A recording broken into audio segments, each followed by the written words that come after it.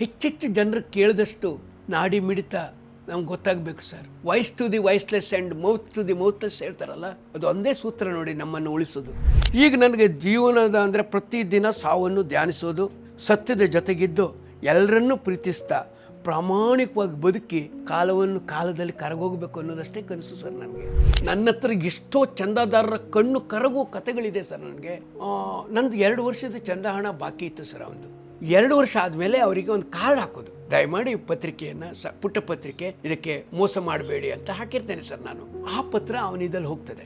3-4 ತಿಂಗಳ ನಂತರ ನನ್ನ ಆಫೀಸಿಗೆ ಒಂದು ಹೆಣ್ಣು ಮಗಳು ಅವರ ಸಣ್ಣ ಮಗುವಿನ ಜೊತೆ ಬರ್ತದೆ. ತಮ್ಮ ಅಣ್ಣನ ಕರ್ಕೊಂಡು ಬರ್ತಾಳೆ. ಅವಳು ಬಂದವಳು ಯಾರು ಅಂತ ಕೇಳ್ತೇನೆ ನಾನು. ಯಾರು ಅಂತ ಕೇಳಿದ್ರೆ ಅವಳು ನಾನು ಇಂಥ ಬಿಸಿಲು ಕಪ್ಪದ ಇಂಥವನ ಹೆಂಡತಿ ಅಂತ ಹೇಳ್ತಾಳೆ. ಅವಳು ನಿಧಾನವಾಗಿ ಅಳ್ತಾ, ಸರ್ 300 ರೂಪಾಯಿ ನನ್ನ ಮೇಜ್ ಮೇಲೆ ಇಡ್ತಾಳೆ ಸರ್. ಈಗ ಹೇಳಿದ್ರು ಸರ್ ಮೈ ಜಮ್ಗುಡ್ತದೆ ಸರ್. ಯಾಕಮ್ಮ ಏನು? ಇದು ನನ್ನ ಗಂಡ ತೀರೋದ್ರಪ್ಪ.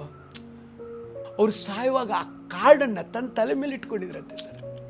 ಆ ತಲೆ ಮೇಲೆ ಇದ್ಕೊಂಡು ನಂಗೆ ಈಗ ಹೇಳಿದ್ರೆ ಕಣ್ಣಲ್ಲಿ ನೀರು ಬರ್ತದೆ ಸರ್.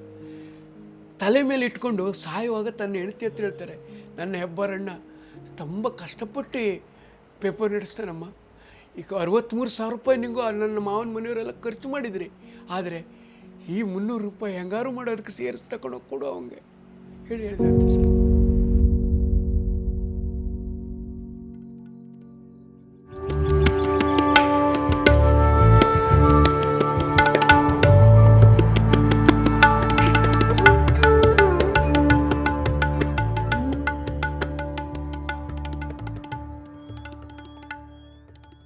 ನಿಮ್ಮ ದೊಡ್ಡ ಆಸ್ತಿ ಅಂದರೆ ಅತ್ಯಂತ ಪ್ರತಿಭಾ ಸಂಪನ್ನ ಮಕ್ಕಳು. ನೀವು ನಿಮ್ಮನ್ನು ನೀವು ಮಾರ್ಕೊಳ್ಳಿಲ್ಲ, ಪ್ರಾಮಾಣಿಕವಾಗಿ ಅಕ್ಷರವನ್ನು ನಂಬಿ ಬದುಕಿದ್ರಿ, ಓದುಗರನ್ನ ನಂಬಿ ಬದುಕಿದ್ರಿ. 100ರಿಂದ ಇವತ್ತು ನಿಮಗೆ 6ರಿಂದ 8,000 ಪ್ರತಿಗಳನ್ನು ರಿಯಲಿ ಪ್ರಿಂಟ್ ಮಾಡ್ತೀರಿ. ವಾರಪತ್ರಿಕೆಯಿಂದ ನಿಮ್ಮ ಓದುಗರು ಚಂದಹಣ ಕೊಟ್ಟು ತಗೊಳ್ತಾರೆ.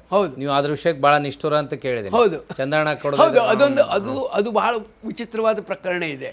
ಆ ಚಂದ ವಿಷಯದಲ್ಲಿ ಒಂದ್ಸರಿ ಏನಾಯಿತು ಅಂದರೆ, ಒಂದು ಸಾಲ್ಕೋಡ್ ಅಂತ ಇಲ್ಲೊಂದು ಗ್ರಾಮ, ಅಲ್ಲೊಬ್ಬರು ರಾಮಕೃಷ್ಣ ಭಟ್ರು ಅಂತ ದೊಡ್ಡ ಭಟ್ರು, ಅವರು ಭಾಳ ದುಡ್ಡನ್ನೆಲ್ಲ ಶೇಖರಿಸಿಟ್ಟಿದ್ರು ಸರ್.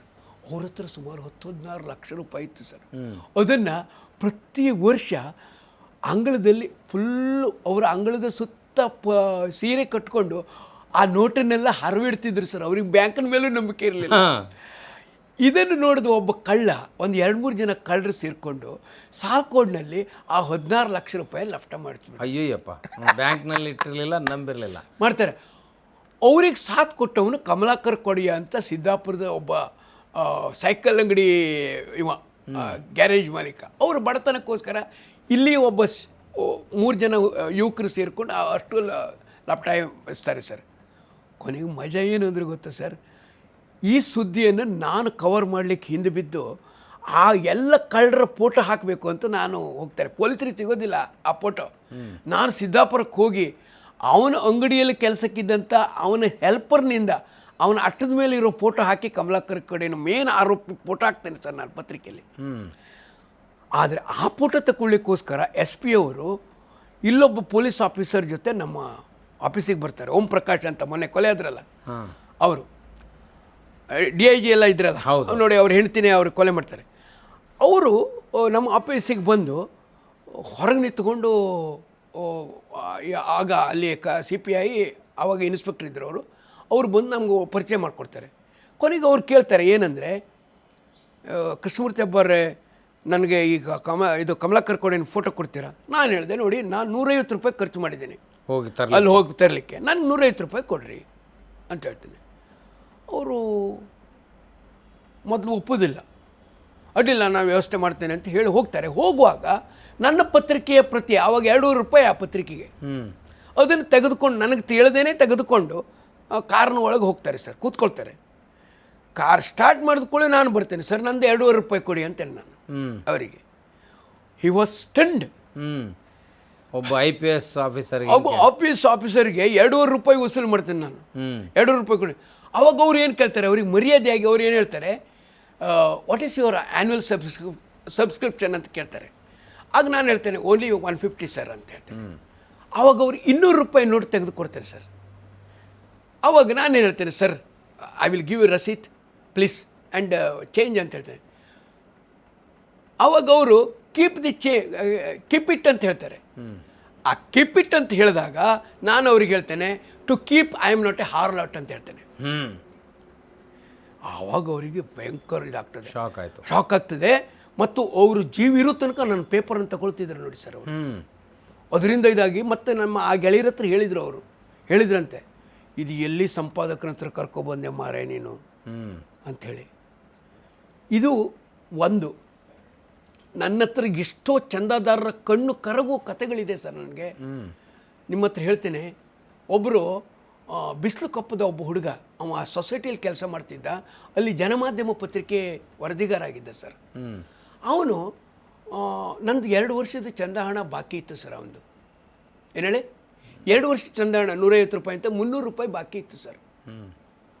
ನಾನು ಆ ಥರ 2 ವರ್ಷ ಅಲ್ಲ ಹೆಚ್ಚಾನು 1 ವರ್ಷ ಆದ ಕೂಡಲೇ 1 ವರ್ಷದವರೆಗೆ ನಾನು ಯಾರಿಗೂ ಪತ್ರ ಹಾಕಲ್ಲ.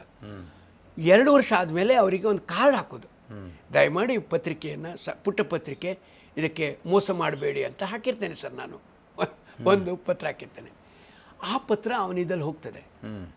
ಅದಾಗಿ ಎಷ್ಟೋ ಒಂದು 3-4 ತಿಂಗಳ ನಂತರ ನನ್ನ ಆಫೀಸಿಗೆ ಒಂದು ಹೆಣ್ಣುಮಗಳು ಅವರ ತನ್ನ ಮಗುವಿನ ಜೊತೆ ಬರ್ತದೆ. ತಮ್ಮ ಅಣ್ಣನ ಕರ್ಕೊಂಡು ಬರ್ತಾಳೆ ಅವಳು. ಬಂದವಳು ಯಾರು ಅಂತ ಕೇಳ್ತೇನೆ ನಾನು. ಯಾರು ಅಂತ ಕೇಳಿದ್ರೆ ಅವಳು ನಾನು ಇಂಥ ಬಿಸಿಲು ಕಪ್ಪದ ಇಂಥವನ ಹೆಂಡತಿ ಅಂತ ಹೇಳ್ತಾಳೆ. ಹೇಳಿದ ತಕ್ಷಣ ಏನು ಅಂತ ಕೇಳಿದ್ರೆ ಅವಳು ನಿಧಾನವಾಗಿ ಅಳ್ತಾ, ಸರ್ 300 ರೂಪಾಯಿ ನನ್ನ ಮೇಜ್ ಮೇಲೆ ಇಡ್ತಾಳೆ ಸರ್. ಈಗ ಹೇಳಿದ್ರು ಸರ್ ಮೈ ಜಮ್ಮಿಬಿಡ್ತದೆ ಸರ್. ಯಾಕಮ್ಮ ಏನು ಇದು? ನನ್ನ ಗಂಡ ತೀರೋದ್ರಪ್ಪ ಬರ್ರಿ. ಆದರೆ ಅವರು ಸಾಯುವಾಗ ಅವರು ಅಲ್ಲಿ ಮಣಿಪಾಲ್ ಆಸ್ಪತ್ರೆಯಲ್ಲಿ ಇದ್ರಂತೆ. ಆಗಿನ ಕಾಲದಲ್ಲಿ 63,000 ರೂಪಾಯಿ ಖರ್ಚಾಗಿತ್ತಂತೆ. ಅವ್ರು ಸಾಯುವಾಗ ಆ ಕಾರ್ಡನ್ನು ತನ್ನ ತಲೆ ಮೇಲೆ ಇಟ್ಕೊಂಡಿದ್ರಂತೆ ಸರ್. ಆ ತಲೆ ಮೇಲೆ ಇದ್ಕೊಂಡು ನಂಗೆ ಈಗ ಹೇಳಿದ್ರೆ ಕಣ್ಣಲ್ಲಿ ನೀರು ಬರ್ತದೆ ಸರ್. ತಲೆ ಮೇಲೆ ಇಟ್ಕೊಂಡು ಸಾಯುವಾಗ ತನ್ನ ಹೆಂಡತಿ ಹತ್ರ ಹೇಳ್ತಾರೆ, ನನ್ನ ಹೆಬ್ಬಾರಣ್ಣ ತುಂಬ ಕಷ್ಟಪಟ್ಟು ಪೇಪರ್ ನಡೆಸ್ತಾನಮ್ಮ, ಈಗ 63,000 ರೂಪಾಯಿ ನಿಂಗೂ ನನ್ನ ಮಾವನ ಮನೆಯವರೆಲ್ಲ ಖರ್ಚು ಮಾಡಿದ್ರಿ, ಆದರೆ ಈ 300 ರೂಪಾಯಿ ಹೆಂಗಾರು ಮಾಡೋದಕ್ಕೆ ಸೇರಿಸಿ ತಗೊಂಡೋಗಿ ಕೊಡು ಅವಂಗೆ ಹೇಳಿದಂತೆ ಸರ್. ಹೇಳಿದಂತೆ ಅವಳು ತಂದು ಕೊಟ್ಟು ನನ್ನ ಕಾಲು ಮುಟ್ಟಿ ನಮಸ್ಕಾರ ಮಾಡಿ, ಇದನ್ನು ನೀವು ತಗೊಳ್ಳೇಬೇಕು, ನಮ್ಮ ಗಂಡನ ಆತ್ಮಕ್ಕೆ ಶಾಂತಿ ಸಿಗಬೇಕು, ನೀವು ತಗೊಳ್ಳಿ. ನಾ ಹೇಳಿದೆ, ನನಗೆ ಎಷ್ಟೆಲ್ಲ ಜನ ಕೊಡದೇ ಇದ್ದವರಿದ್ದ, ಬಾಕಿದಾರರು ಸುಮಾರು ಜನ ಇದ್ದ ಮಾರೇಟಿ, ಯಾಕೆ ತಲೆ ಬಿಸಿ ಮಾಡ್ತೆ ಅಂತ ಕೇಳಿದಾಗ ಹೇಳಿದವಳು, ನಾನೀಗ ದರ್ಜಿ ಕೆಲಸ ಮಾಡ್ಕೊಂಡು ಜೀವನ ಮಾಡ್ತಾ ಇದ್ದೇನೆ ಸಿರ್ಸಿಯಲ್ಲಿ ಬಂದ್ಕೊಂಡು ಆಯ್ತಾ. ಹೀಗಾಗಿ ನಾನು ಇದು ಕೊಡಲೇಬೇಕು ಅಂತ ಬರಲಿಕ್ಕೆ ಲೇಟ್ ಆಗೋಯ್ತು ನನಗೆ 5-6 ತಿಂಗಳ. ಆದರೂ ನೀವು ತಗೊಳ್ಳೋಣ ಅಂತ ಹೇಳಿ ಅವರು ಕೊಟ್ಟು ಹೋಗ್ತಾಳೆ. ಅದನ್ನು ನಾನು ಲ್ಯಾಮಿನೇಷನ್ ಮಾಡಿ ಇಟ್ಟಿದ್ದೀನಿ ಸರ್, 100 ರೂಪಾಯಿನ ಸರ್ ನಾನು. ಮತ್ತು ಹಾಗೆ ಭಾಳ ಹಾಗಂದರೆ ಅದು ಈ ರೀತಿ ಸರ್. ನನಗೆ ಇಷ್ಟೆಲ್ಲ ಜನ UR ಅನಂತಮೂರ್ತಿ, BV ನಾಯ್ಕ್ ಅಂತ XMP ಇದ್ದರು ಸರ್. ಅವ್ರು 18 ವರ್ಷ ಒಂದು ಅಂತರ್ದೇಶೀಯಲ್ಲಿ ನಾಗರಿಕ ಪತ್ರಿಕೆಗೆ ಕಾಲಂ ಬರೆದಿದ್ದಾರೆ ಸರ್. ಇಡೀ ಅವರು ಅಲ್ಲಿಂದ ಬಂದ ಮೇಲೆ ಎಲ್ಲ ಇಂದಿರಾ ಗಾಂಧಿಯವರು ಅವ್ರಿಗೆ ಟಿಕೆಟ್ ಕೊಡಲಿಲ್ಲ. ಅವ್ರಿಗೆ ಒಂದು ರೀತಿ ಮಾತು ಸೋತ ಭಾರತ ಅಂತ ಹೇಳ್ತಾರಲ್ಲ, ಎಲ್ಲ ವಿದ್ವತ್ತಿತ್ತು ಸರ್ ಅವರಿಗೆ. ಅವರ ಕುಡಿತ ಅನ್ನೋದು ಅವ್ರ ದೌರ್ಬಲ್ಯವಾಗಿ ಅನಂತರ ಅವರ ವಿಚಿತ್ರವಾದ ವಿಚಕ್ಷಣತೆ ಅವರು ಬರೆಯಲಿಕ್ಕೆ ಕತ್ತಿದ್ರು ಸರ್. ನನ್ನ ಹತ್ರ 18 ಸಂಪುಟಗಳಿದೆ ಸರ್, 18 ವರ್ಷ ಬರ್ತಾರೆ ಸರ್ ಅವರು ಅಂತರ್ದೇಶೀಯಲ್ಲಿ. ಎಷ್ಟೆಲ್ಲ ಜನ ನೆನಪುಗಳಿದೆ ಸರ್ ಈ ಪತ್ರಿಕೆ ಜೊತೆ. ಅದು ಹರಕೊಂಡ್ರೆ ನೀವು ಬೆಳಗಾಗೋ ತನಕ ಕೇಳ್ಬೋದು, ಅಷ್ಟು ನಮೂನಿ ಇದೆ ಸರ್. ಒಬ್ಬೊಬ್ಬ ಚಂದಾದಾರರು ಒಂದೊಂದು ಕತೆ ಹೇಳ್ತಾರೆ. ಆದರೆ ನಾನು ಈಗ ಅಂದ್ಕೊಂಡಿದ್ದೇನೆ, ನನ್ನ ಪ್ರಕಾರ ಜನರನ್ನು ಕೇಳ್ತಾ ಮತ್ತೆ ಒಳ್ಳೆಯ ಸಂಪಾದಕ ಹೇಳುವವನಿಗಿಂತ ಕೇಳುವವನು ಹೆಚ್ಚಾಗಿರ್ಬೇಕು ಸರ್.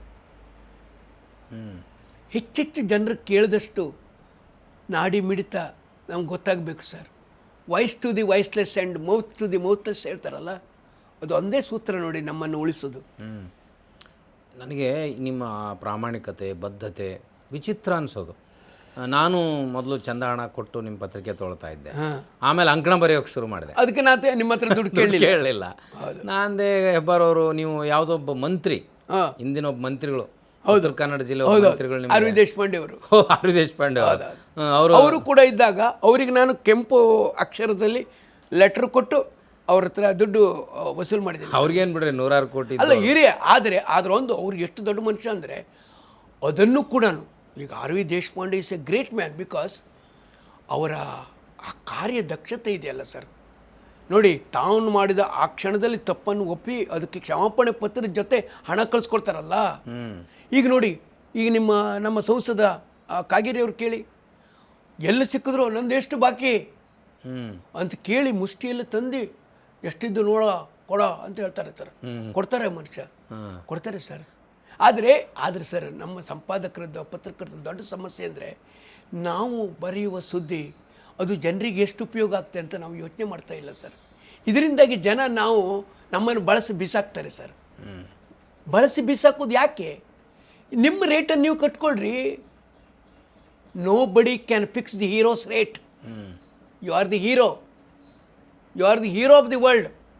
ಇವತ್ತು ಜಗತ್ತಿನಲ್ಲಿ ಎಷ್ಟು ಜನ ಎಷ್ಟು ಭ್ರಷ್ಟ ಪತ್ರಕರ್ತರು ಇದ್ದರೂ ಒಬ್ಬ ಸತ್ಯ ಪತ್ರಕರ್ತರು ಇದ್ದೇ ಇರ್ತಾನೆ ಸರ್. ಹೌದು. ಅವನು ನಿಯತ್ತಿಗಾಗಿ, ನೆನಪಿಗಾಗಿ, ತನ್ನ ಜೀವನಕ್ಕಾಗಿ, ಜಗತ್ತಿಗಾಗಿ ಹೋರಾಟ ಮಾಡ್ತಾ ಇರ್ತಾನೆ ಸರ್. ಅದರಿಂದನೇ ಜಗತ್ತು ಹೀಗಿದೆ. ಈಗ ನೀವೇನಿದ್ದೀರಿ ಸರ್? ನೀವು ಬರೀತಾ ಇಲ್ವಾ, ಬದುಕ್ತಾ ಇಲ್ವಾ? ಬೆಳಕು ತುಂಬಿಕೊಂಡು ಬದುಕ್ತಾ ಇದ್ದೀರಿ ಸರ್. ನೀವೇನು ಕಡಿಮೆನಾ? ನಾನು ಹೇಳಿದೇನು, ಕಂಡ ಜಗತ್ತನ್ನು ತೋರಿಸುವ ಕನ್ನಡಿಗಳು ಆಗ್ತಾ ಹೋದಾಗೆ ಜಗತ್ತು ಕಾವ್ಯಮಯ ಆಗ್ತದೆ, ಸಹಿ ಆಗ್ತದೆ. ಅಲ್ಲಿ ಸೌಹಾರ್ದತೆ, ಪ್ರೀತಿ ತುಂಬುತ್ತಾ ಹೋಗ್ತದೆ ಸರ್. ಇನ್ನೊಬ್ಬರ ಮೇಲೆ ದೂರೋದ್ರಲ್ಲಿ ಅರ್ಥ ಇಲ್ಲ ಸರ್. ಚೆನ್ನಾಗಿ ಬದುಕಬೇಕು, ಅದೇ ಉಳಿದವರಿಗೆ ಬೆಳಕಾಗಬೇಕು. ನಾನು 10 ವರ್ಷಗಳಿಂದ ಎಲ್ಲ ಪತ್ರಿಕೆಗಳಿಗೆ ಅಂಕಣ ಬರೀದಿರಿ. ಆದರೆ ನಿಮ್ಮ ಪತ್ರಿಕೆಯಲ್ಲಿ ಬರೆದು ನಾನು ಫೋನ್ ನಂಬರ್ ಕೊಟ್ಟ ಮೇಲೆ ಇಲ್ಲಿ ಭಾಳ ವಯಸ್ಸಾಗಿರೋ ಜನ ಹಿರಿಯರು ನನಗೆ ಫೋನ್ ಮಾಡಿದರು, ನೀವೆಲ್ಲಿ ಓದಿದ್ರಿ ಸರ್? ನನ್ನ ರೈಟಿಂಗ್ ನಾಗರಿಕದಲ್ಲಿ ಓದಿದೆ. ನಂಗೆ ಆಶ್ಚರ್ಯ ಆಯಿತು. ಅಂದರೆ ನಾಗರಿಕ ಪತ್ರಿಕೆ ಓದುಗರು they are the serious readers ಅಂತ ಗೊತ್ತಾಗ ನಾನು ಕೇಳಿದೆ, ಸರ್ ನೀವು ಎಲ್ಲಿದ್ದೀರಿ? ಹಿಂಗಿದ್ದು ಅಂತ ಹಳ್ಳಿಯಲ್ಲಿ, ನಿಮ್ಮ ಉತ್ತರ ಕನ್ನಡ ಹಳ್ಳಿಗಳ ತಾವರು, ಇಂಥ ಒಂದು ಹಳ್ಳಿಯಲ್ಲಿದ್ದೀನಿ, ನಾನು ಇಂಥ ಲೇಖನ ಓದಿದೆ, ನಿಮ್ಮ ಶಬ್ದ ಸಂಪತ್ತು, ಪ್ರೆಸೆಂಟೇಷನ್ನು ನನಗೆ ಭಾಳ ಇಷ್ಟ ಆಯಿತು ಅಂತ ಹೇಳಿದಾಗ ಬಹುಶಃ ನನಗೆ ಒಬ್ಬ ಓದುಗರಿಂದ ದಕ್ಕಿದ ಮೊದಲ ರಿಯಾಕ್ಷನ್ ಅದು ಅಂತ ಅನ್ನಿಸ್ತು. ಅಂದರೆ ಅಂಕಣದಲ್ಲೂ ಕೂಡ ನಾನೇನೋ ಒಂದು ಯಾವುದೋ ವಿಷಯ ಎತ್ಕೊಂಡು ಬರೆದದ್ದನ್ನು ನಾಗರಿಕಕ್ಕೊಂದು ಬೆಲೆ ಇದೆ ಅಂತ ನನಗೆ ಅನಿಸ್ತು. ಮತ್ತು ನೀವು ಅಷ್ಟು ಇಲ್ಲಿ ಈ ಕರಾವಳಿಯಲ್ಲಿ ನೀವು ಬಂದ್ರಿ, ಈ ಪಶ್ಚಿಮ ಘಟ್ಟಗಳ ಸಮಸ್ಯೆ, ಈ ಅಭಿವೃದ್ಧಿ ಹೆಸರಿನಲ್ಲಿ ಆಗ್ತಾ ಇರುವಂಥ ಅನಾಚಾರ, ಇದನ್ನು ಬರೆದಾಗ ನಿಮಗೆ ರಾಜಕಾರಣಿಗಳು ಅದನ್ನು ಹ್ಯಾಕ್ ಸ್ವೀಕಾರ ಮಾಡಿ? ಅಲ್ಲ ನೋಡಿ ಸರ್, ಭಾಳ ಜನ ಮೌನವಾಗಿ ಇರ್ತಾರೆ ಸರ್, ನಮ್ಮ ಹತ್ರ ಚೆನ್ನಾಗಿರ್ತಾರೆ ಸರ್. ನಾನು ಹತ್ರ ಹೋದರೆ ಹೆಗಲ ಮೇಲೆ ಕೈ ಹಾಕ್ತಾರೆ ಸರ್, ಪ್ರೀತಿ ಮಾತಾಡ್ತಾರೆ, ಪ್ರೀತಿ ಮಾಡ್ತಾರೆ. ಆದರೆ ನಾನು ಅವ್ರ ಹತ್ರ ಕೈ ಮುಗಿದು ಬೇಡ್ತೇನೆ. ನಾನು ಸಿಕ್ಕದಲ್ಲಿ ನನಗೆ ಇವತ್ತು ಮಿನಿಸ್ಟರ್ ಆದವರು ಎಲ್ಲರೂ ನನ್ನ ಗೆಳೆಯರೇ ಇದ್ದಾರೆ, ಸ್ನೇಹಿತರೇ ಇದ್ದಾರೆ ಸರ್. ನನಗೆ ತುಂಬ ಪ್ರೀತಿಯಿಂದ ನೋಡ್ತಾರೆ. ನಾನು ಅವ್ರ ಹತ್ರ ಕೈ ಮುಗಿದು ಬೇಡ್ತೇನೆ ಸರ್. ನನ್ನ ಮಗ ಹೇಳ್ದಲ್ಲ, ಇನ್ಸ್ಟಾಗ್ರಾಮ್ನಲ್ಲಿ ಎಲ್ಲ ಮೂಲಕ ಕೂಡ ನನ್ನ ಇದನ್ನು ಹಾಕ್ತಾನೆ. ನಮ್ಮ ಆತಂಕಗಳನ್ನು, ನಮ್ಮ ಅಹವಾಲುಗಳನ್ನು ಎಲ್ಲರೂ ಕೇಳ್ತಾರೆ. ಆದರೆ ನಮ್ಮ ಸುತ್ತಲೂ ಇರೋ ಜನ, ಭಾಳ ಜನ ಏನಾಗಿದ್ದಾರೆ ಅಂತಂದರೆ, ಅವರಿಗೆ ಜೀವನ ಅನ್ನೋದು ಈಗ ಉಚಿತ ಆಗಿಬಿಟ್ಟಿದೆ ಸರ್. ಉಚಿತ ಸಿಕ್ಕು ಉಳದ ಭೂಮಿ, ಉಳದ ಜೀವನ, ಆಲಸ್ಯವೇ ಜೀವನ ಅನ್ನೋದು ನೋಡಿ. ಇವತ್ತು ಎಲ್ಲಿ ಸರ್, ಇವತ್ತು ಯಾವ ಊರಿನಲ್ಲಿ, ಆ ಊರಿನಲ್ಲಿರೋ ನಿರುದ್ಯೋಗಿಗಳು, ಆ ಊರಲ್ಲಿರುವಂಥ ಕೌಶಲ್ಯವಂತರು, ಅವ್ರದ್ದೇನಾದ್ರು ಒಂದು ಒಕ್ಕೂಟ ಇದೆಯಾ? ಅವ್ರ ತಿಳುವಳಿಕೆ ಸರ್ಕಾರಕ್ಕಿದೆಯಾ? ಅಲ್ಲಿ ಜನರಿಗಿದೆಯಾ? ಅದನ್ನು ಎಷ್ಟು ಜನ ಪತ್ರಕರ್ತರು ಹುಡುಕಿ ತೋರಿಸಿದ್ದಾರೆ ಸರ್? ನಮಗೆ ಎಷ್ಟೆಲ್ಲ ಕೆಲಸಗಳಿದೆ ಸರ್. ಬರೀ ನಾವು ಇಷ್ಟು ಸಣ್ಣ ಪುಟ್ಟ ಕ್ರೈಮ್ ನ್ಯೂಸ್ಗಳನ್ನು ಹಾಕ್ಕೊಂಡು, ಆಕ್ಸಿಡೆಂಟ್ ಸುದ್ದಿ ಹಾಕ್ಕೊಂಡು ಜೀವನ ಮಾಡ್ತಾಯಿದ್ದೇವೆ ಸರ್. ಬದಿಗೆ ಹುಟ್ಟುಹಬ್ಬದ ಜಾಹೀರಾತು ಇಲ್ಲ, 80 ವರ್ಷದ ಮಂತ್ರಿ ಹುಟ್ಟುಹಬ್ಬದ ಜಾಹೀರಾತು ಹಾಕ್ಕೊಂಡು ರೋಮಾಂಚನ ಪಟ್ಟು ಊದರಂಬರಣ ನಡೆಸ್ಕೊಳ್ತೇವೆ ಸರ್ ನಾವು. ಪತ್ರಿಕೆ ಯಾಕೆ ಬೇಕು ನಡೆಸಬೇಕು ಸರ್? ಪತ್ರಿಕೆ ಜನರ ತಿಳುವಳಿಕೆಯನ್ನು, ಅವರ ಜೀವನವನ್ನು ಅದರ ಪಣಿನೆಳಲಾಗಿ ಕಾದುಕೊಂಡು ಹೋದಾಗ ಮಾತ್ರ ಸರ್ ಅದು ಜಗತ್ತಿಗೆ ಒಂದು ಸಂಪರ್ಕ ಆಗುತ್ತೆ ಸರ್. ಅದು ನೀವು ಇಷ್ಟು ಕಷ್ಟದ ದಿನಗಳಲ್ಲೇ ನಡೆಸ್ತಿರಲ್ಲ. ಹೌದು. ಯಾವ ಎಂಪ್ಲಾಯೀಸ್ನ ಇಟ್ಕೊಂಡಿಲ್ಲ, ಎಂಥದ್ದು ಇಟ್ಕೊಂಡಿಲ್ಲ ಸರ್. ನಾನೇ ಕೂಲಿ. ನಿಮ್ಗೆ ಹೇಳ್ತೇನೆ, ನಾನು ನಮ್ಮ ಮನೆಯವ್ರ ಹತ್ರ ತಮಾಷೆ ಮಾಡ್ತಾ ಇರ್ತೇನೆ. ನನಗೆ ಈ ಪತ್ರಿಕೆ ಎಷ್ಟು ದೊಡ್ಡ ತಪಸ್ಸು ಅಂದರೆ ಸರ್, ಅರ್ಧ ಪತ್ರಿಕೆಯನ್ನು ವಜ್ರಾಸನದಲ್ಲಿ ಹಾಕಿ ಮಾಡ್ತೇನೆ, ಕುಕ್ಕರ್ಗಾಲ್ನಲ್ಲಿ ಕೂತ್ಕೊಂಡು ಮಡಚುತ್ತೇನೆ. ಏನೇಳಿ, ನನಗೆ ಜೀವನ ಅದೇ ಆಗಿಬಿಟ್ಟಿದೆ ಸರ್. ನನಗೆ ಅಪ್ಪನ ಗದ್ದೆಗಳೆಲ್ಲ ಹಾಳಾಗಿಬಿಟ್ಟಿದೆ ಸರ್. ಈಚೆ ಬಂದರೆ ರೈಲ್ವೆ, ಆಚೆ ಬಂದರೆ ಹೈವೇ. ಅಣ್ಣ ತಮ್ಮ ಎಲ್ಲ ಸುಖವಾಗಿ ಚೆನ್ನಾಗಿ ಪಾಪ ದುಡ್ಕೊಂಡು ಎಲ್ಲರೂ ಮನೆ ಮಾಡ್ಕೊಂಡಿದ್ದಾರೆ. ಆದರೆ ನನ್ನ ಸೌಭಾಗ್ಯ ಅಂದರೆ ಆ ಅಣ್ಣ ತಮ್ಮ ಅಕ್ಕ ತಂಗಿ ಜೊತೆ ತಂದೆ ತಾಯಿ ಸೇವೆ ಮಾಡಿಕೊಂಡು ಮರ್ಯಾದೆಯಿಂದ ಸರ್, ಮುತ್ತಿನಂತೆ 2 ಮಕ್ಕಳು ಸರ್ ನನಗೆ. ಜಗಳ ಆಡೋರು, ನನ್ನ ಜೊತೆ ಗುದ್ದಾಡೋರು, ಪ್ರತಿದಿನ ಪ್ರೀತಿಯಿಂದ ನಮ್ಮ ಜೀವನ ನಡೀತಾ ಉಂಟು ಸರ್. 65 ವರ್ಷ, ಇನ್ನು ಎಷ್ಟು ವರ್ಷ ಬದುಕಬೇಕೋ ನನಗೆ ಗೊತ್ತಿಲ್ಲ ಸರ್. ಈ ಮಧ್ಯೆ ನಿಮಗೆ ಹೃದಯದ ಶಸ್ತ್ರಚಿಕಿತ್ಸೆ ಬೇರೆ ಆಯ್ತು. ಹೌದು. ಅದನ್ನ ಹೆಂಗೆ ನಿಭಾಯಿಸಿದ್ರಿ ನೀವು ಇಷ್ಟು ಹೋರಾಟದಲ್ಲಿ? ಅದು ಒಂದು ನೋಡಿ, 50 ವರ್ಷಕ್ಕೆ ನಾನು ಸಾಯ್ತೇನೆ ಅಂತ ಅಂದಿದ್ರು. 90ನೇ ಇಸ್ವಿಯಲ್ಲಿ ನನಗೆ ಆಕ್ಸಿಡೆಂಟ್ ಆಯಿತು ಸರ್. ಮಜಾ ಎಂತ ಆಯಿತು ಗೊತ್ತುಂಟ? ಅದು ಕತೆ ಮಜಾ ಇದೆ. ನಂದು ಬೈಕ್ನಲ್ಲಿ ಬರುವಾಗ ಆಕ್ಸಿಡೆಂಟ್ ಆಯಿತು. ನನ್ನ ಕಾಲು ಮುರಿದು ಇಲ್ಲಿಂದ ಇಲ್ಲಿ ತನಕ ಮುರಿದಿದೆ. ಈಗ ರಾಡ್ ಇದೆ ಸರ್. 40 ವರ್ಷ ಆಯಿತು. ಮುಖ ತಿರುಗಿತ್ತು. ಹಾಂ, ಅಲ್ಲಿ ಒಬ್ಬ ನಮ್ಮ ಅಪ್ಪ ಗದ್ದೆ ಕಡಿಲಿಕ್ಕೆ ಹೋಗಿದ್ದಂತೆ. ಗದ್ದೆ ಕಡಿಲಿಕ್ಕೆ ಹೋದವ ಬರುವಾಗ ಅಲ್ಲೊಬ್ಬ ಕಾಯಿ ಕೊಯ್ಯಿ ಜಟ್ಟು ಅಂತಿರ್ತಾನೆ. ಅವನು ಬರುವಾಗ, ಈ ಸರಿ ನಿಮ್ಮ ಅಪ್ಪ ಮಗ ಉಳಿದಿಲ್ಲರ, ಅವ ಮತ್ತೆ ಬದುಕುವುದಿಲ್ಲ ಈ ಸರಿ ನೋಡಿ ಮತ್ತೆ ಹೇಳಿದಂತೆ. ಅದಕ್ಕೆ ನಮ್ಮ ಅಪ್ಪ ಅವನಿಗೆ ಏಕದಮ್ಮು ಬೇಜಾರಾಗಿ ಇಲ್ಲಿ ಬಂದು ಅಲ್ಲಿ ನಮ್ಮನೆ ಎದುರಿಗೆ ಪಕ್ಕದ ಪುರೋಹಿತರಿದ್ದಾರೆ. ನಂದು ಮಣಿಪಾಲಕ್ಕೆ ತಗೊಂಡು ಹೋಗಿದ್ಲು ನಮ್ಮ ಅಮ್ಮ. ಅಲ್ಲಿ ಬಿದ್ದ ತಕ್ಷಣ ಗೆಳೆಯರೆಲ್ಲ ಸೇರಿ ನನ್ನನ್ನು ಮಣಿಪಾಲಕ್ಕೆ ಕರ್ಕೊಂಡು ಹೋಗಿದ್ರ. ಹೋಗುವಾಗ ನಮ್ಮ ಅಮ್ಮನ ಕರ್ಕೊಂಡು ಹೋಗಿದ್ರು. ಅಮ್ಮ ಅಲ್ಲಿ ಹೋದರೆ ಅಪ್ಪ ಏನು ಮಾಡೋಣ ಹೇಳಿ, ಇವ ಮಗ ಸತ್ತೋಗ್ತಾನೆ ಅಂತ ಅವ ಹೇಳೋದು ಕೇಳ್ಕೊಂಡು ಹೆಣ ಸುಡ್ಲಿಕ್ಕೆ ಎಲ್ಲ ವ್ಯವಸ್ಥೆ ಮಾಡಬೇಕು ಹೇಳಿ ಭಟ್ರು ಕರ್ಕೊಂಡು ಬಂದು ಇಲ್ಲಿ ಕೂತ್ಕೊಂಡಿದ್ದೆ ಸರ್. ರಾತ್ರಿ 12 ಗಂಟೆ ತನಕ ನನ್ನ ಜೊತೆ ಹೋದಂಥ ನಮ್ಮ ನೆರಮನೆ ಹುಡುಗ ಒಬ್ಬ ಬಂದು ಅದು ಇದು ನಣಪಚ್ಚಿ ನಮ್ಮ ಅಪ್ಪನ ಹತ್ರ ಅವ ಹೇಳಿದಂತೆ, ನಣಪಚ್ಚಿ ಕೃಷ್ಣಮೂರ್ತಿ ಸಾಯೋದಿಲ್ಲ, ಅವನಿಗೆ ಕಾಲಷ್ಟೇ ಮುರದ್ದೆ, ಕುತ್ತಿಗೆ ಇದಾಗಿತ್ತು ಅಲ್ಲ, ಇದು ಹಿಂಗೆ ತಿರುಗಿಸಿದ್ದಾರೆ ಅಂತ ಹೇಳಿದ್ರಂತೆ. ಗೊತ್ತಾಯ್ತಾ?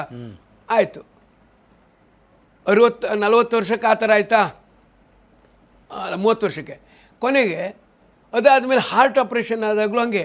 ಹೋಗುವಾಗ ನಮ್ಮ ಚಿಕ್ಕಮ್ಮೆಲ್ಲ ತಿಡ್ತಾ ಇದ್ದಾರೆ, ಏನವನೇ ಹೊಟ್ಟೆ ಉಬ್ಬುತ್ತದೆ, ಎಂತ ಮಾಡೋದು, ಇನ್ನು ಬರೋದಿಲ್ಲ. ನಾನೆಲ್ಲ ಆ ಗೋವುಗಳನ್ನು ಚಿಕ್ಕಮ್ಮನಿಗೆಲ್ಲ ಕೈ ಮುಗಿದು ಇನ್ನು ನಾನು ಬರುವುದಿಲ್ಲ ಅಂತೇಳಿ ಹೋಗಿದ್ದೆ ಸರ್. ನಾನು ಹೋದರೆ ಆಸ್ಪತ್ರೆ ನಾರಾಯಣ ಹೃದಯಾಲಯ, ಅಲ್ಲಿ 2-3 ಜನರು ಸೇರಿಸಿದ 2-3 ಜನರ ಡಾಕ್ಟ್ರ್ ಕೇಳ್ಕೊಂಡು ಹೋದೆ.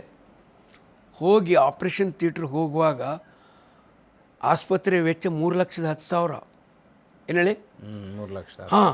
ಆಗ ಡಾಕ್ಟ್ರ್ ಹತ್ರ ಹೇಳ್ತೇನೆ ನಾನು, ನೋಡಿ ನಂದು ಕಾನ್ಫಿಡೆನ್ಸ್ ಹೇಗಿದೆ ಅಂತ. ನಾನು ಅವ್ರ ಹತ್ರ ಏನು ಹೇಳ್ತೇನೆ ಹೇಳಿ, ಡಾಕ್ಟ್ರೇ ಇದು ದುಬಾರಿ ಆಯ್ತಲ್ಲ, ಇದು ನಾನು ಬದುಕುಳಿದ್ರೆ, ನೀವು ಮಾಡಿದ ಆಪ್ರೇಷನಲ್ಲಿ ನಾವು ಬದುಕುಳಿದ್ರೆ ಕ್ಯಾಪಿಟಲ್ ಇನ್ವೆಸ್ಟ್ಮೆಂಟ್, ಸತ್ತೋದ್ರೆ ಕ್ಯಾಪಿಟಲ್ ಪನಿಷ್ಮೆಂಟ್ ಅಂತ ಹೇಳ್ತೇನೆ. ಅವ್ರು ನಕ್ಕು ಇದು ಮಾಡ್ತಾರೆ, ನಾನು ಬದುಕುಳಿತೇನೆ. ಈಗ ನೋಡಿ ಸರಿ 50 ವರ್ಷ 15 ವರ್ಷ ಆಗ್ತಾ ಬಂತು ಸರ್ ನನಗೆ ಆಪ್ರೇಷನ್ ಆಗಿ. ನಾನು ಆರೋಗ್ಯವಾಗಿ ಕೋವಿಡ್ ಬಂದರೂ ಆಸ್ಪತ್ರೆಗೆ ಹೋಗಲಿಲ್ಲ.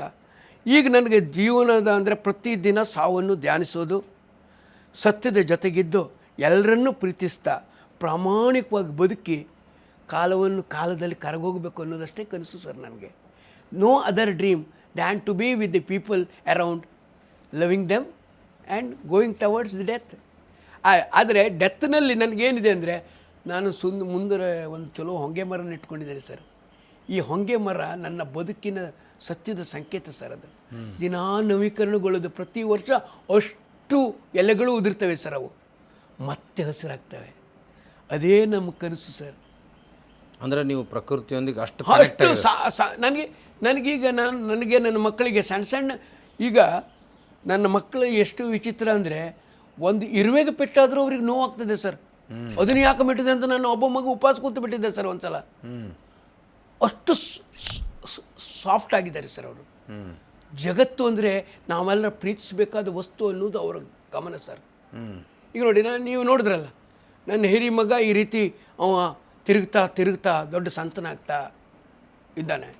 ಇನ್ನೊಬ್ಬ ಹುಡುಗ ಅವನು ವಿಜ್ಞಾನಿ, ಅವನಿಗೆ ಪ್ರಕೃತಿಯ ಕಷ್ಟಗಳೆಲ್ಲ ಅರ್ಥ ಮಾಡಿಕೊಂಡು ಅದನ್ನು ಅರಿಬೇಕು ಅಂತ ನೋಡಿ ಅವನೇ ದುಡ್ಕೊಂಡು ಅವನೇ ಸ್ಕಾಲರ್ಶಿಪ್ ಇದು ತೆಗೆದುಕೊಂಡು ಬೇರೆ ದೇಶಕ್ಕೆ ಹೋಗಿ ಓದ್ಕೊಂಡು ಮತ್ತೆ ಬಂದು ಊರಿಗೆ ಹಳ್ಳಿಗೆ ಬಂದು ಪ್ರಕೃತಿಯನ್ನು ಚೆನ್ನಾಗಿ ಮಾಡಬೇಕು ಅಂತ ಕಷ್ಟಪಡ್ತಾನೆ ಸರ್.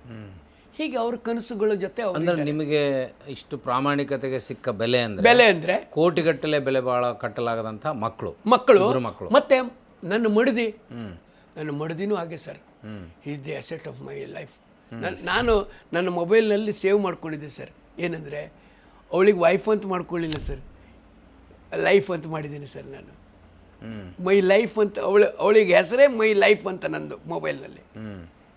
ನನ್ನ ಜೀವನನೇ ಅವಳದು. ಅಂದ್ರೆ ನಿಮ್ಮೆಲ್ಲ ಕಷ್ಟಕ್ಕೆ ನಿಮ್ಮ ಆಕ್ಸಿಡೆಂಟ್, ಅಯ್ಯೋ ನನ್ನ ಜೊತೆ ಆಪರೇಷನ್, ಸತ್ಯವಾನ ಸಾವಿತ್ರಿ ನನ್ನ ಹೆಂಡತಿ ಅಂದರೆ ಸರ್. ಅವಳು ಅಂದರೆ ಈಗ ಎಷ್ಟು ಅವಳು ಪ್ರಬುದ್ಧಳಾಗಿದ್ದಾಳೆ ಅಂದರೆ ಈಗ ನನ್ನ ಪತ್ರಿಕೆ ಅಷ್ಟು ಕೆಲಸನೂ ಅವಳು ಮಾಡ್ತಾಳೆ ಸರ್. ಕರೆಕ್ಷನ್ ಹಾಕೋದು ಅವಳಿಗೆ ನಿಮ್ಮ ಯಾವ ಪಿ ಎಚ್ ಡಿನೂ ಅವಳಿಗೆ ತಾಗೋದಿಲ್ಲ ಸರ್. ಮತ್ತು ಆ ಪ್ರೀತಿ ತುಂಬದ ಜಗತ್ತಿನಲ್ಲಿ ಅವಳು ನಾವು ಬಹಳ ಕ್ರೌರ್ಯವನ್ನು ಅನುಭವಿಸಿದ್ದೇವೆ ಸರ್. ಆದರೆ ಅವಳ ಜೊತೆ ಬರ್ತಾ ಬರ್ತಾ ನಾವು ಸೂಕ್ಷ್ಮರು ಸಂವೇದನಾಶೀಲರು ಆಗಿರೋದ್ರಿಂದ ನಮ್ಮ ಬದುಕು ಬಹಳ ಚೆನ್ನಾಗಾಗಿದೆ ಸರ್. ಖುಷಿ ಇದ್ದಲ್ಲಿ ಹೋಗೋದು, ಖುಷಿ ಇದ್ದಾಗ ಬರೋದು. ನಾವು ಯಾರು ಎಂಪ್ಲಾಯ್ಡ್ ಅಲ್ಲ, ನಮಗೆ ರಜೆ ಹಾಕಬೇಕಾಗಿಲ್ಲ, ಗೊತ್ತಾಯ್ತಾ? ನಮಗೆ ಜೀವನ ಸಜೆನೂ ಅಲ್ಲ. ಗೌರೀಶ್ ಕೈಕಿಣಿಯವರು ಅವ್ರದ್ದು ಲವ್ ಮ್ಯಾರೇಜು, ನಂದು ಲವ್ ಮ್ಯಾರೇಜು. ನಾನು ನನ್ನ ಹೆಂಡತಿ ಕರ್ಕೊಂಡು ಹೋಗಿದ್ದೆ ಸರ್ ಅವರಿದ್ದಲ್ಲಿ. ಅವರೆಲ್ಲ ಆದ ನಂತರ ಅವ್ರು ಆವಾಗ ಸುಮಾರು 90 ವರ್ಷ ಹತ್ರ ಬಂದಿತ್ತು. ಅವರು ಗೇಟ್ನ ಹತ್ರ ಬಂದು ನನ್ನ ಹತ್ರ ನನ್ನ ಹೆಂಡತಿ ನೋಡ್ಕೊಂಡು ಒಂದು ತಮಾಷೆ ಮಾಡಿದರು. ಏ Krishnamurthy, marriage is not A word, it is A sentence ಹೇಳಿದರು ಅವರು. Marriage is A sentence, not word. ಅಲ್ಲಲ್ಲ, ಅಲ್ಲಿ ಹೆಂಡತಿ ಶಾಂತಕ್ಕ ಅಲ್ಲೇ ಇದ್ಲು. ಅವಳು ನೋಡಿಕೊಂಡು ತಮಾಷೆ ಮಾಡಿದರು ನನಗೆ. Marriage is not A word, it is A sentence.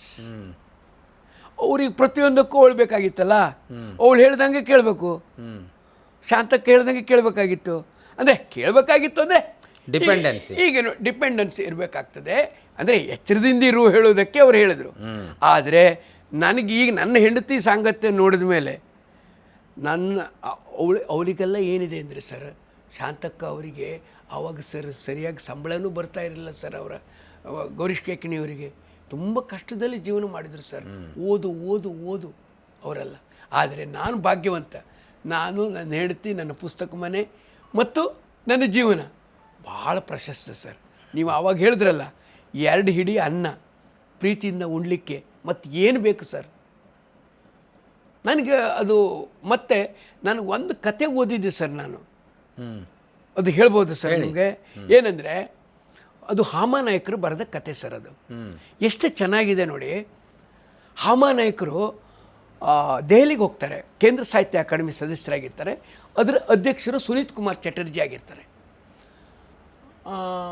ಅವ್ರ ಮನೆಗೆ ಹೋಗಿ ಬರುವಾಗ ರಾತ್ರಿ ಆಗೋಗ್ತದೆ ಸರ್. 9:10 ಗಂಟೆ ಆಗ್ತದೆ. ದೆಹಲಿಯಲ್ಲಿ ಆಗ ಟಾಂಗಾಗಳದ್ದೇ ದರ್ಬಾರು. ಅವ್ರು ಕೆಳಗಿಳಿದು ಬಂದು ಅಲ್ಲಿಂದ ಲಾಡ್ಜಿಗೆ ಹೋಗಬೇಕು, ಸುಮಾರು 2.5 ಕಿಲೋಮೀಟ್ರ್. ಕೆಳಗಿಳಿದು ಬಂದು ನೋಡ್ತಾರೆ, ಒಬ್ಬ ಟಾಂಗಾವಾಲ ಕುದುರೆಗೆ ಮಡ್ಡಿ ಹಾಕ್ಕೊಂಡು ಆ ಕುದುರೆ ಅದರ ಟಾಂಗಾದ ಮೇಲೆ ಮಲ್ಕೊಂಡು ಮೇರೆ ಸಾಮನೆ ವಾಲೆ ಕಿಟಕಿ ಮೇ ಅಂತೂ ಪದ್ಯ ಹೇಳ್ತಾ ಇದ್ದಾನೆ. ಇವ್ರ ಹೆಂಡತಿ ಜೊತೆ ಹೋಗಿ ಅವನಿಗೆ ಕೇಳ್ತಾರೆ, ಏನಪ್ಪ ಮಾರಯ್ಯ, ನನಗೆ ಹಿಂಗೆ ಎಲ್ಲಿ ಕಡೆ ಹೋಗ್ಬೋದಾ, ಹೋಗೋಣ ಅಂತ ಕೇಳ್ತಾರೆ.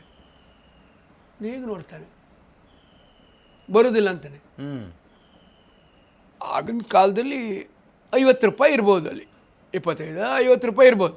ಅವ್ರೇನು ಹೇಳ್ತಾರೆ, ಒಂದು 20 ರೂಪಾಯಿ ಹೆಚ್ಚು ಕೊಡ್ತೇನೆ ಮಾರಯ್ಯ, ಹೋಗೋಣ ಅಂತ ಹೇಳ್ತಾರೆ. ಅವನು ಬರೋದಿಲ್ಲ ಅಂತಾನೆ. 100 ರೂಪಾಯಿ ಕೊಡ್ತೇನೆ ಅಂತಿದ್ದಾರೆ, ಅವನು ಬರೋದಿಲ್ಲ ಅಂತಾನೆ. ಕಡೆಗೆ ಅವ್ರಿಗೆ ಇದಾಗ್ತದೆ, ಅವ್ರೊಳಗಿರುವಂಥ ಒಬ್ಬ ಲೇಖಕ ಜಾಗೃತ ಆಗ್ತಾನೆ. ಅರೆ, ಇಷ್ಟೆಲ್ಲ ಜನ ಇಷ್ಟು ಇರುವಾಗ ದುಡ್ಡು ಇಷ್ಟು ಕೊಡ್ತೇನೆ ಅಂದ್ರೆ ಬರೋದಿಲ್ಲಲ್ಲ ಅವ. ನೀ ಕರೆ ಹೇಳು, ನೀ ಬರೋದು ಬೇಡ ಮಾರಯ್ಯ, ನೀ ಯಾಕೆ ಬರೋದಿಲ್ಲ ಅಂತ ಕೇಳ್ತಾರೆ. ಆವಾಗ ಅವ ಒಂದು ಹೇಳ್ತಾನೆ ಸರ್, ಏನಂದರೆ, ಸಾಹೇಬ್ರೇ, ನನಗಾಗಿ ನನ್ನ ಈ ಕುದುರೆ ಬೆಳಗಿಂದ ಸಂಜೆ ತನಕ ದುಡಿದಿದೆ. ಅದು ಹಾಯಾಗಿ ಮಡ್ಡಿ ತಿಂದುಕೊಂಡು ಪಾಪ ಆರಾಮ್ ಖುಷಿಯಿಂದ ಇದೆ. ನನಗೆ ಇವತ್ತು ಅದು ಅನ್ನ ಕೊಟ್ಟಿದೆ. ನಾನು ಉಂಡ್ಕೊಂಡು ನನ್ನ ಹೆಂಡತಿ ಮಕ್ಕಳಿಗೆ ಅನ್ನ ಹಾಕ್ಕೊಂಡು ಬಂದು ಈ ಟಾಂಗಾದ ಮೇಲೆ ಅದ್ರ ಜೊತೆ ಮಲ್ಕೊಂಡು ಚಲೋ ಚಂದ್ರ ಸಿಕ್ಕಿದ್ದಾನೆ ಸರ್ ನನಗೆ. ನಾನು ಹಾಡು ಹೇಳ್ಕೊಂಡು ಖುಷಿಯಿಂದ ಇದ್ದೇನೆ ಸರ್. ನಾನು ನಿಮ್ಮ ದುಡ್ಡು ಬೇಡ ಸರ್ ನನಗೆ ಅಂತ ಹೇಳ್ತಾನೆ. ಇದನ್ನು ಕೇಳೋರಿಗೆ ರೋಮಾಂಚನ ಆಗ್ತದೆ.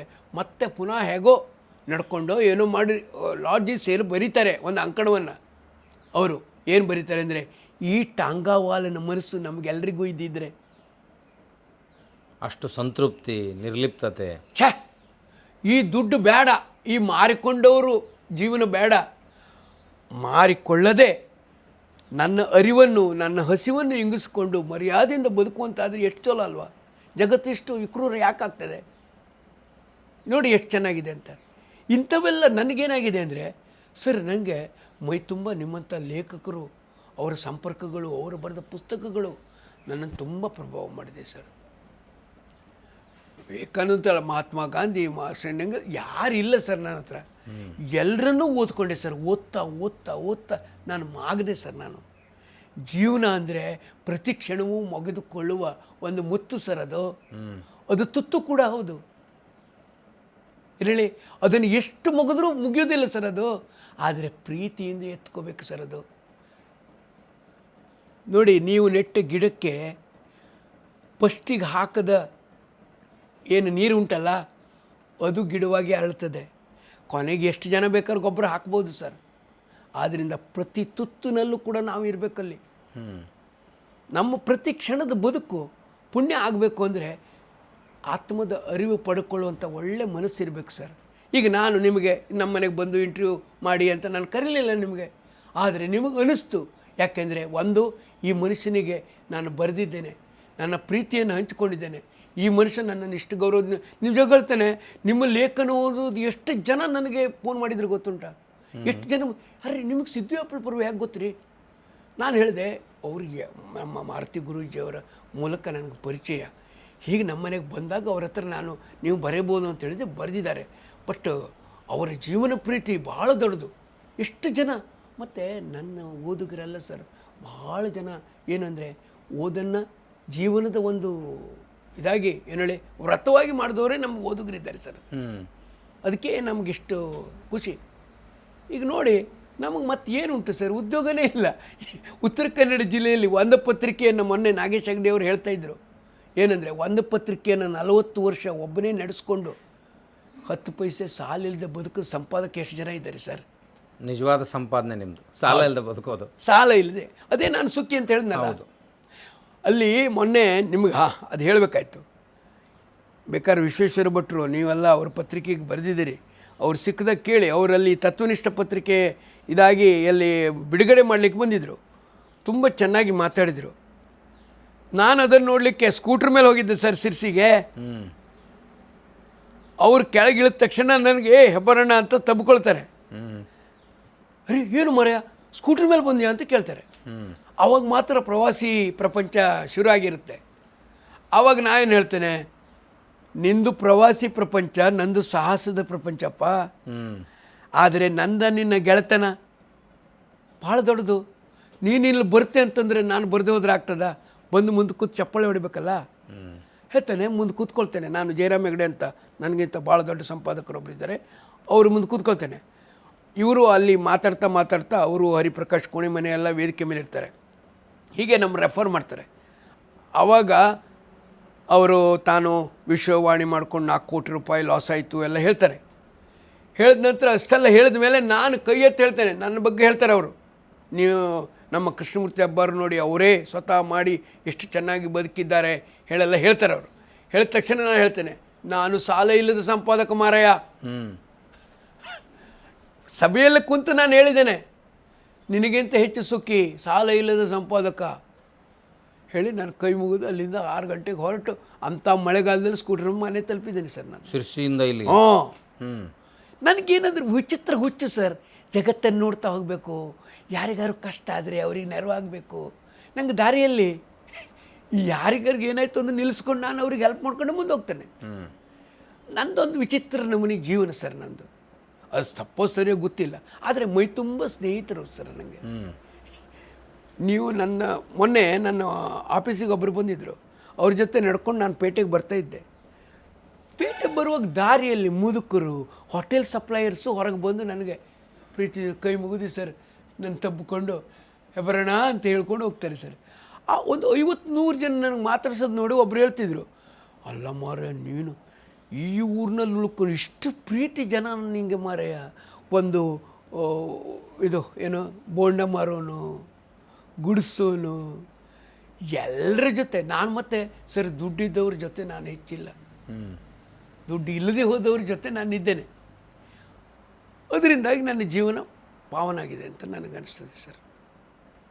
ಮತ್ತು ಈ ಇಲ್ಲದವರ ಜೊತೆ ಇರ್ತಾ ಎಲ್ಲರಿಗೂ ಸಲೋನಾಗಿ ಬದುಕುವುದರಲ್ಲಿ ನನಗೆ ಸಂತೃಪ್ತಿ ಇದೆ ನೋಡಿ ಸರ್. ಇದು ನಾ ಎಲ್ಲಿ ಬೇಕಾದ್ರೆ ಹೇಳ್ತೇನೆ ಸರ್. ನಾವು ಎಷ್ಟೋ ಸಲ ಹೇಳ್ತಿರ್ತೀವಿ, ಈ ಕರ್ನಾಟಕದಲ್ಲಿ ಹವ್ಯಕರು ಭಾಳ ಜಾಣರು ಬುದ್ಧಿವಂತರು ಅಂತ. ಹಾಂ ಈ ಇಷ್ಟೊಂದು ಜಾಣರು ಬುದ್ಧಿವಂತರಿರೋ ಹವ್ಯಕರ ಪ್ರದೇಶದಲ್ಲಿ ಹಾಂ ನಿರಂತರ ಈ ಪಶ್ಚಿಮ ಘಟ್ಟದ ಮೇಲೆ ದಾಳಿ ಆಗ್ತಾ ಇದೆಯಲ್ಲ, ನೀವೆಲ್ಲ ಇಷ್ಟು ಬರಹಗಾರಿದ್ದೀರಿ, ಚಿಂತಕರಿದ್ದೀರಿ, ಹೌದು. ಇಷ್ಟು ದಾಳಿಗೆ ಯಾಕೆ ಮೌನ ಆಗಿದ್ದಾರೆ? ಏನಾಗಿದೆ? ಇದ್ರ ವಿನಾಶ ನಿಮ್ಗೇನಾರು ಒಳ್ಳೇದು ಮಾಡುತ್ತಾ?